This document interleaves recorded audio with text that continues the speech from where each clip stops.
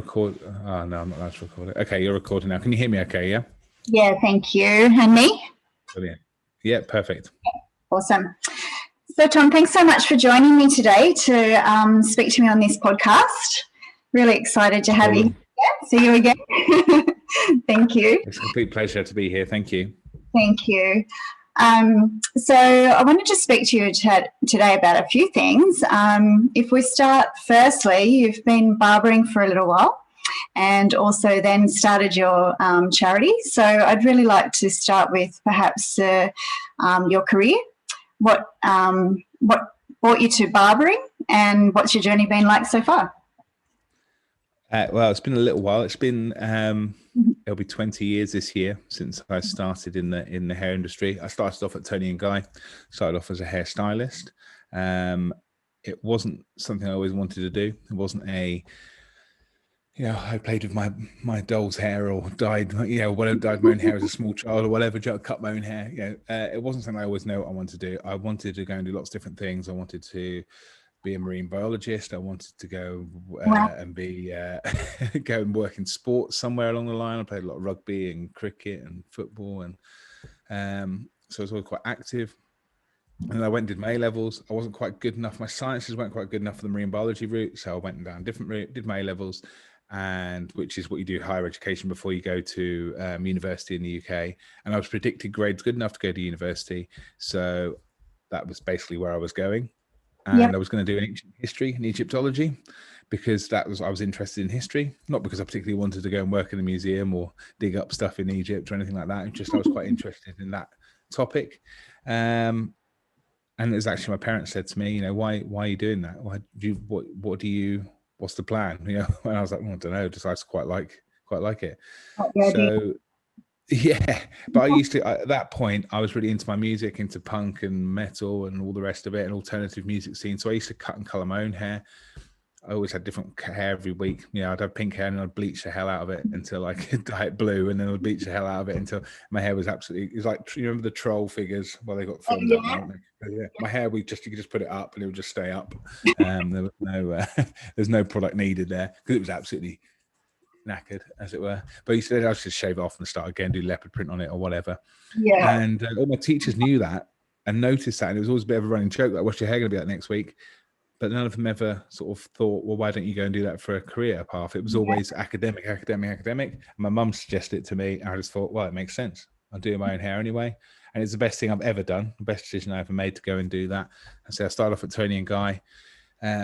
Barbering wasn't a thing back then. Again, I was into my alternative looks, so mohawks and flat tops and psychobilly stuff and all that.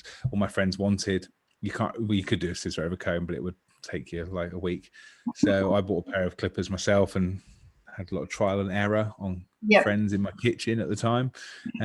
Some of them were happy, some weren't. And then because of that, in Tony and Guy, people ended up, all the girls that I worked with was me and about 19 girls and one other guy, but all the girls hated cutting men's hair. So that they'd always get put in my chair. They'd always get put in my column in my chair. Tom will do it. Yeah. And it became that evolution that way. And that's how sort of the barbering thing came up. And then I went over my own shop, focused on barbering, and it kind of grew from there because I had that ability to, when I opened my own shop, to just do what I wanted. That space became my space. Yeah. And that was very liberating for me in my journey, really. Yeah, fantastic. So by the sounds of that, you actually did both. You did male and female. So you did all the colouring and all of that for the females as well? Yeah, I had to do all of that, perms, all sorts of stuff. Yeah. And it was, like I said, it was, at the time, it was quite, oh God, I hated it so much. I just wanted to cut hair. And Tony and Guy, you had that option. Whether you become a technician or a stylist. And I instantly gravitated towards a stylist. I didn't like the maths and all the ifs and whens with color, where things can go wrong and you don't know what that person's put on their hair. No, this is my natural hair. And you lift it and it goes bright red or something, I don't know, but underlying tones and that. But I think I never really liked that. I like the uncertainty. I liked having a bit more control around the cuts, and I felt that, especially with men's hair, it looks different. It's a big change when you do that haircut. They come in and they look okay and they leave looking fantastic. Whereas with like a lot of women's hair, it was especially with the colors, it would be like just do my roots, my regrowth, my touch up, my highlights or whatever. I really wanted that creativity, so that's why I kind of gravitated towards that area, I feel. Yeah, fantastic. So you've got your one barber's shop now and another one opening next week? Well, actually, do you know what's going on? We've got, so I opened my own barbershop in 2000 and, oh my God, when was it? 2011. And then I closed and I sold it in 2018 because I was doing a lot more educator stuff. So I'm a global barber director for Kuhn. I am an international educator for JRL Clippers. And I sort of went off and did that. And I had too much stuff and the Lions Barber Collective, and I was juggling way too many things. So I sold the salon and moved away from that, which was probably, opening it was one of the best things I did. Selling it was one of the best things I did. Although it's scary at the time because you feel like there's going to be failure. You think I'm a failure because I'm stopping this. Actually, the reality of it was the best thing I did because it enabled me to travel the world with Kuhn, and it enabled me to work with JRL and other things. And I actually never thought I'd open another shop again. But we are in the process of, so we've got one that's going to be opening up in London. I can't confirm where it is at the moment, but in like central London, which is going to be a Lions Barber Collective shop. So it's going to be a slightly different spin on it. And then we're potentially having another one, and we're in talks which have been agreed in principle, but we're still waiting. And they're actually having a meeting today as we record this. They're having a meeting this morning to see if that's going to come off, because if that does, there'll be potential more. But that's not Tom Chapman, the barber or hairdresser or whatever I am. It's that's the Lions Barber Collective, and it'll have a whole different sort of feel and purpose behind it, which I'm sure we'll talk about in a minute anyway. Yeah, fantastic. Wow. I can't wait to see what's happening there then. Wonderful. Always doing amazing things. So we've just touched on the fact that you've got this incredible charity, the Lions Barber Collective. So tell us a bit more about that, and also your motivation behind starting the charity. Yeah. Okay. So the Lions Barber Collective, the journey of it started in 2014. I lost a friend to suicide. I had seen him a few days before, was completely unaware that he was going for anything. We had that small talk in the street. We just chatted, and yeah, it was a strange, it's very blurry now thinking back about it, but it was quite quick and in passing, and off he went. And then a few days later, I was just going to bed, in bed, just going to sleep, put my phone on charge. And as my phone went on charge, I had a notification from somebody, a mutual friend, to tell me that he'd actually taken his life. And that was really, I didn't get much sleep that night anyway after that, but there was a lot of like internal conversation going on that night about what if I'd noticed, what if I had asked him, or why would he do that? Why did he feel that was the only option? And also things like, what if I'd been able to recognize, and what if I'd asked him, and would I have known what to do? And the answer is no, I would have had no idea what to do. And I think sometimes that's why we don't ask these questions, or we don't recognize things, but it's sort of self-preservation, because we don't know what to do if someone is in a bad place. And then we went on his funeral. I was in a really unique position because I was one of the first people not to have a seat. I was ushered down the front. I was next to his coffin, looking back at the room. And normally you look at the back of someone's head, you're talking to maybe the people next to you, or interacting with the people next to you, and that is literally it. But I was stood up and I was looking at that room full of loss, fear, questions, love, despair, and you could just see all that. And I think that really stuck with me and made me just think, how can this happen? It's like to a young man in his mid-20s that had all this, these people all loved him and wanted to look after him and wanted him to be alive, yet he felt like the only option was to take his life. And it was sad, and it kind of stagnated for a year because I'd had my business and I was working and I was doing lots and just like full on, doing stuff and meeting my wife and having children and all the rest of it. And then a year later, I wanted to do a project, and it was about rounding up 30 barbers and creating a lookbook, a sort of catalogue of men's haircuts. Everyone would donate an image, a high-res image of a haircut, and we would then sell that, get sponsors, raise money for charity. And I sort of said, right, what charity should we do it for, to this group of about 30 of us? And someone said, And someone said, well, mostly it was like male cancer stuff to start off with, bowel cancer, prostate cancer, testicular cancers, all these. And there was lots of charities that were mentioned that I was really, really aware of. I would know, I could have named 3 or 4 for each different thing. And I was thinking, we need to do something that's like, if we're going to do it, it needs to be something that needs the awareness. Yeah. And one of the guys mentioned suicide prevention, a friend of mine, Paul Mack from Ireland. And I was just like, how did I not think about that? It's because I didn't know it existed. I didn't know there were suicide prevention charities. I didn't know there was suicide prevention. I didn't really know much about mental health, to be honest with you, at the time. I was just really like living in my own little bubble, getting on with cutting hair and not really realizing it. Yeah. So that was like the reason why it started, and that was, and that's one of the reasons why it drives forward. Very quickly, I realized it was meant to be a one-off project. That was meant to be it. Just that book and then done, and maybe do it annually, or maybe, it was such a big job.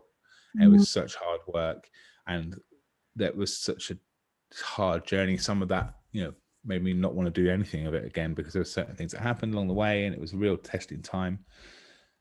But I realized very quickly that actually, as hairdressers and barbers, we are in a fantastic space, and everyone's joked about it. Since my first days at Tony and Guy, you're a therapist, you're a poor man's psychiatrist, you're this, you're that, because people do just come and sit in the chair and have conversations with us, whether we like it or not. And I figured that we're doing this. We're in a great infrastructure. We're on every single high street. We're in, whether you're talking tiny villages, big cities, we're accessible to everybody. There's all different price ranges, so anyone can go and get a haircut. Even if you're bald, you can go and have a head shave or a beard trim or whatever. It's accessible to most people. This hair and beauty industry, and these people are dealing with it front facing. What if we were educated on how to have these conversations? Because, like I said, I wouldn't have known what to do, and I avoided those questions. I've probably avoided recognizing subconsciously because I didn't know what to do. I don't know how to react in these positions. But as hairdressers and barbers, we are in these positions every day, whether we like it or not. We're taught about things like psoriasis, head lice, ringworm, all those lovely images in the textbooks, in the workbooks. But we're not taught about mental health. And in 20 years, I've come across head lice mostly with kids.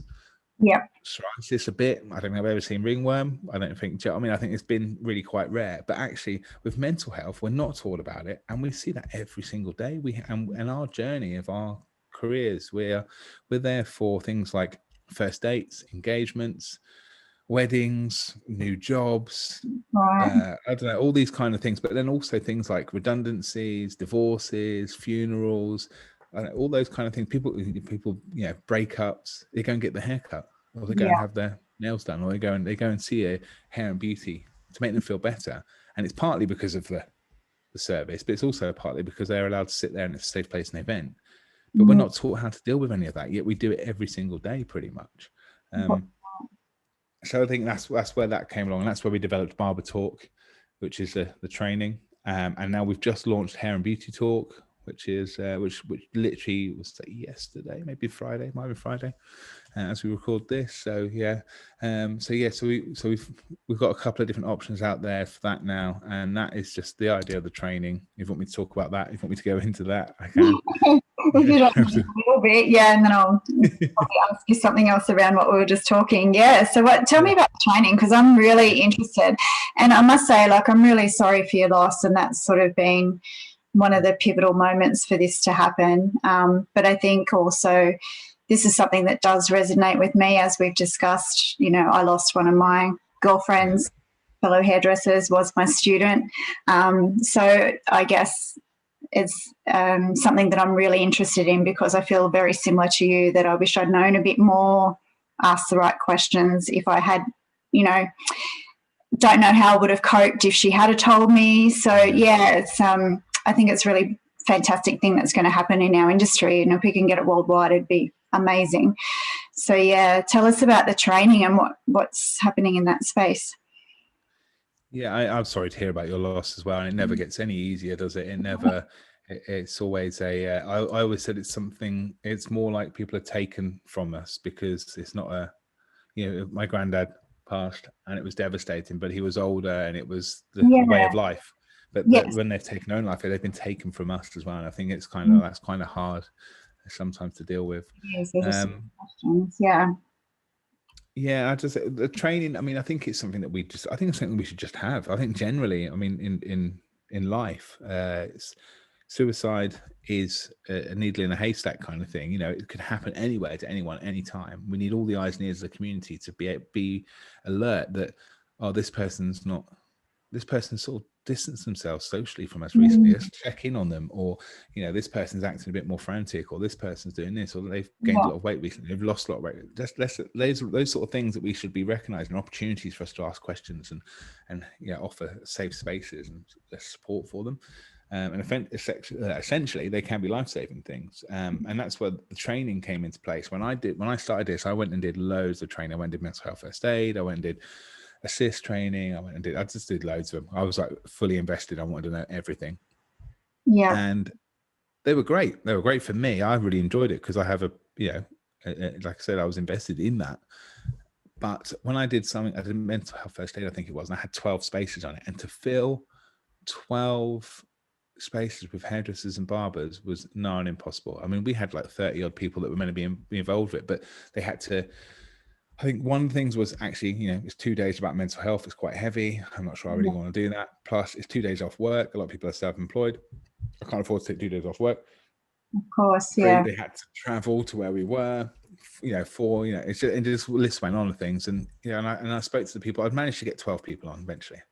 And the feedback was, it was quite heavy. It was fantastic, but it was quite heavy. It was really long. It was, there's lots of questions I've got to be asked about this. So I just thought, right, okay, how can we do something with these training sessions that makes it attractive to the hair and beauty industry, because they're on the front line doing these things anyway, and I think it's essential they know it. And how can we make it so that it's accessible and usable and relevant to them?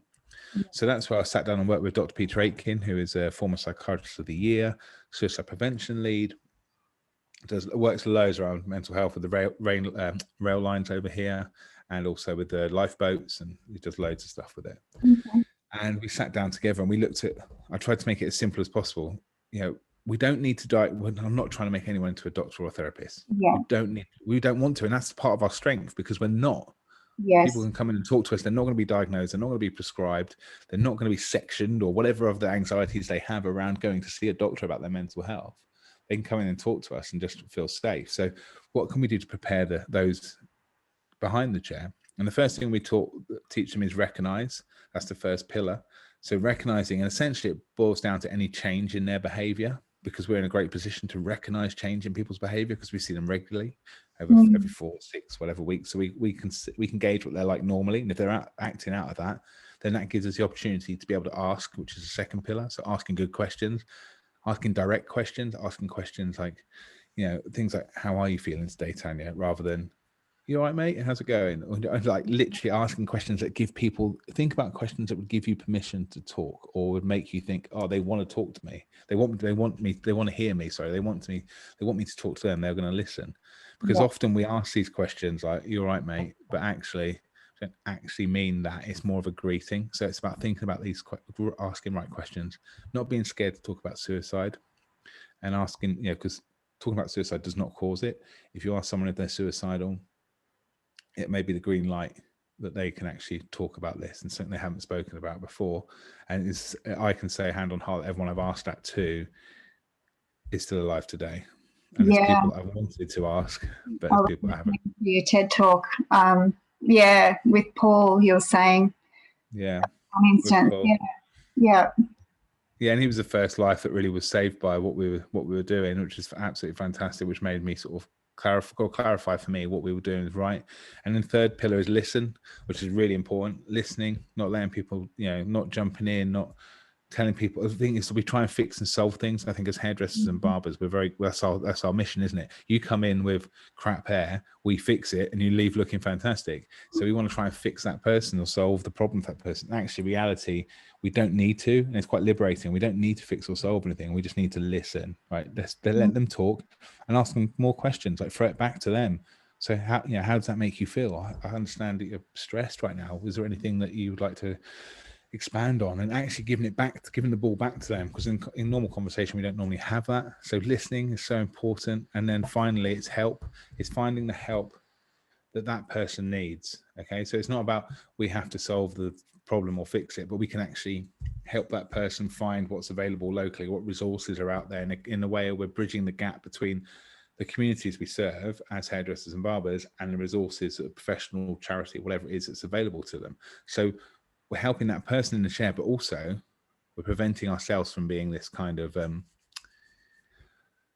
don't know, it's left holding the ball, panicking, not knowing what to do. If you've got someone suicidal in the chair, you can actually go, here you go, this person's available, this person, or even just should we call your brother? But I don't feel comfortable letting you leave the shop.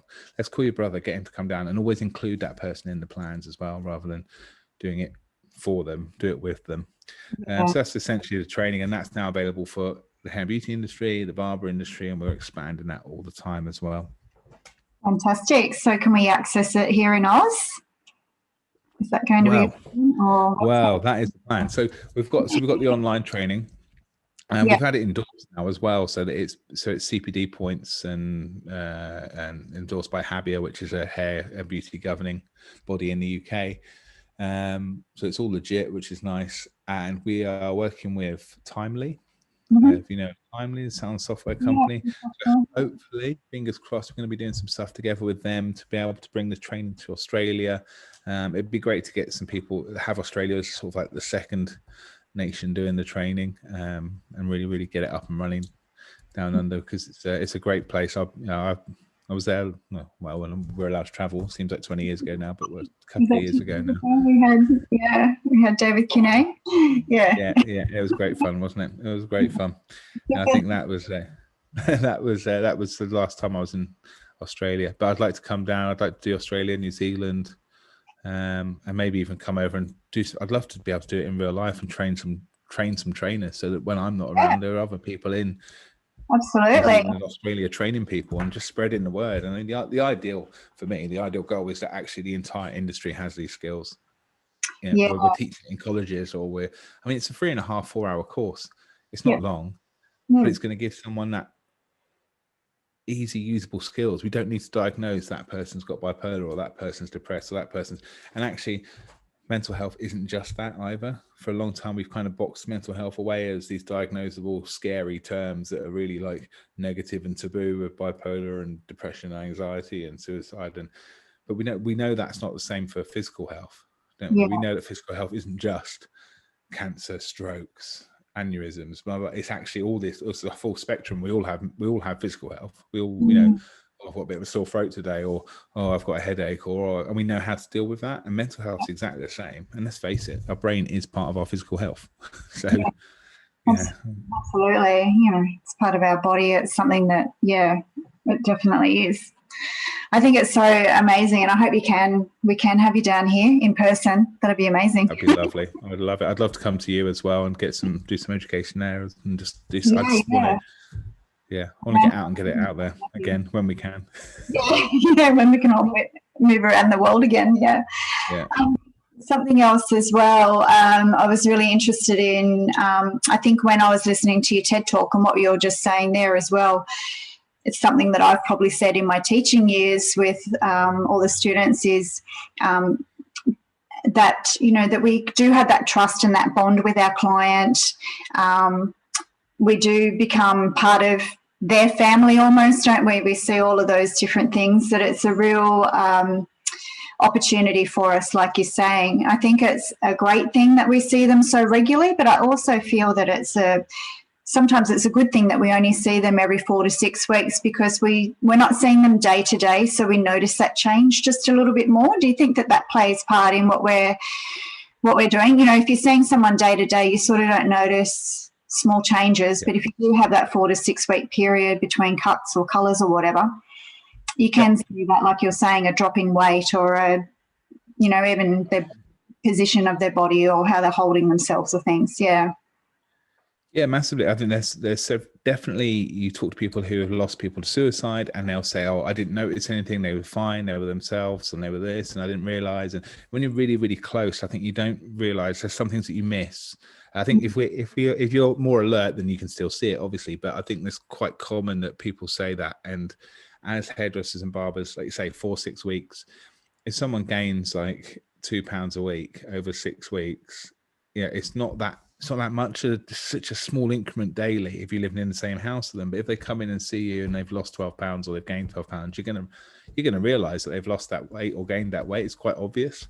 Yeah. So I think there's definitely that, or someone's lacking in sleep or Yeah. sleeping too much or whatever it is. We're kind of in that really good place where we are. I think it's weird because we're friends, but we're not friends. Because we are friends and they trust it. They probably tell us more than they tell their friends, but there's that social distance, that social circle distance, that we're not going to go and tell their other friends what they say. Oh, the other week this happened. We're not going to go. There's no danger of us, not that we would, but there's no danger of us telling a family member or another friend, because we're kind of segregated slightly. And there's a lot of people I've known for 20 years that I've never seen out of that environment of cutting their hair, of touching their head, of running my fingers through their beards, of these really intimate spaces that we have. But outside of that, I've never seen them hold a cutthroat razor to their neck. That's perfectly fine, and they're comfortable with it. And I was interested in talking to a beauty therapist, a nail technician, the other day, and talking about it and saying, like, they're holding their hands, right? So they're sat across the table from someone, holding their hands for a long period of time, staring at them face to face. I mean, probably the only time you ever do that is on, first date with someone, with a partner, or gradually over time that gets less and less, doesn't it? Because you have kids or whatever, things get in the way, and so. But those moments are so intimate. Yes. And they do it all day. Nail technicians do that all day without even thinking about that, how intimate that is, and how lucky they are to have it. And I think I always used to say we're one of the last people that can actually touch people without gaining their permission as well, so we instantly are able to walk up, like you say, run your fingers through their hair, touch their beards, or do all these weird things, be inside their bubble. And I also think that the perception of where we're standing and talking in a mirror gives them that little bit of distance, so they don't see us being right beside them at their shoulders. They're seeing us by looking in the mirror, and they feel like there's a little bit of distance. And I think that's why it gives them a little bit of comfort to open up a little bit as well. I would say so. I would definitely agree with that. We're very intimate. We've got human touch, which is licensed to touch, which is rare. Human touch contact for over 20 seconds will produce oxytocin, which is a feel-good hormone. So we need that. And that, I mean, if you hug someone for 20 seconds today, count 20 seconds. It's quite a long, uncomfortable time to hug someone, especially if they're not like someone in a circle. But but we're touching people for hours at a time, in very intimate spaces. And then like the eye contact thing, it is slightly distance. There isn't, it could be quite confrontational, especially for men face to face, asking quite difficult questions. So talking through the mirror can make a big difference. And also I liken it to if you go on a long car ride with somebody and you sit in the car and you're both facing forward, but you have fantastic conversations because you're doing something, the pressure's off. And people just open up. Yeah, such a good way of looking at it. So you've also got your books. You're in them. You're still writing your next one, I believe. So fitting that into your schedule at the moment. So tell us a little bit about your other books at the moment. I've had a chance to read a little bit, but congratulations, it's sold out. I can't get hold of one. So that's good. Well, it's depends how many they're held in stock there, doesn't it, really? So I wrote the first book, The Barber Boom. I wrote that self-published. That was a really difficult project to do because I just decided I was going to write a book and I'm just going to self-publish it, and this will be easy. And actually it was a long old journey and it wasn't easy, but it was definitely worth doing, that experience. And then I got a publishing deal with a company over here in the UK called Trigger, and we did a barber talk, which is a bit like a memoir, talk about how I started this, why I did it, with loss of Alex, saving Paul, all those kind of things. That was quite therapeutic actually, writing that. And then I've got a kids book coming out this year, which is sort of, I suppose, inspired by my boys, but also a study I read around sort of failure in sport for young boys. And then the book I'm working on at the moment is a new one which will be out next year, which I'm frantically trying to hit deadlines for with all the other things that I've got going on. But that's going to be a book based around our training modules and how we can implement that into our everyday life for people that aren't hairdressers and barbers, how we can use that. And it's going to be called, working title is How to Listen So Men Will Talk. And that's the idea really behind that. So yeah, it's all good. It's fantastic. It's amazing to see something in print that you've done and created. That's great. Yeah, I can't wait to get hold of them and have a good read. That's for sure. And your next one, and your potty, your podcast. I'm loving your podcast. It's such a diverse guests that you're having on there. Got a little bit of a connection there. I didn't realise until the other day with WWE wrestling, so that's interesting. My son is now 18, but I think we have every single WWE wrestling belt and figurine here. Brilliant. House is amazing. And amazing. Him a few times. Yeah, the podcast's been great fun. I really, I wanted to use that. The idea is that we want to, so it's called Barber Talk Tales from the Chair, and the idea is basically just showcasing the conversations that we have in our chairs day in, day out. We have fantastic conversation with fantastic people, and it's very diverse, and we've become sort of, I suppose it's like social chameleons. We mold to the person in the chair. One person can be a lawyer, the next person could be a drug dealer, the next person could be a builder, the next person could be, and they're all just so varied, aren't they? And I think it's a fantastic part, and that's kind of like the basis for it. Obviously, with an underlying topic of mental health, I try and talk to them about that, because we all have mental health. So that's why the Barber Talk Tales from the Chair podcast is, that's the reason why that has an underlying tone. It's a fantastic podcast. I'm really enjoying it. I love the setup of it. Good. I'm very aware of your time, so I think we should probably wrap up, but I do have 3 final questions for you. Yeah, okay. So short fire, if you like. What do you do to look after yourself and your mental health? Wow, that's a question, isn't it? Well, Joe, what I think it's really important. I think there's the 5 key steps to mental well-being, and we go into more of them. We're working on some training around them at the moment, but something that I can do at the moment is I can get out and go, like today's a really lovely day. So I got out and had a bit of a walk before I took the long way to work. So I walked around the harbour, I walked along the seafront, I walked down the pier, I walked back again. And that was just a really nice thing to do. I think it's really important to take time out. I exercise every morning, and even this morning I really didn't want to. I was absolutely knackered, but I got up at 5 and I did my yoga and I did my weights, and I did those things. I think that's really important. I think it's really important to keep on trying to learn new stuff as well. So I think that's a really, really good one. Whether that be learning through reading, whatever. Yeah, you've been a bit restricted. I keep forgetting you're so in lockdown with COVID as well. Whereas, come and rub it in our faces so you can do whatever you want. Sorry about that. No cases found. Sorry. The next one that I've got, what advice would you give to someone who's thinking about entering the barbering as a career? I would say it's one of the best careers in the world. Honestly, it literally, it's enabled me to be able to go and travel the world. It's enabled me to write books. It's enabled me to do all sorts of stuff. I think it started off as just working behind the chair, but if you think that, there's so much more into it, and think about what you like doing, whether that's being on stage. You can do that. You can travel. You can educate others. You can do photo work, fashion work. It's just so diverse. Fantastic.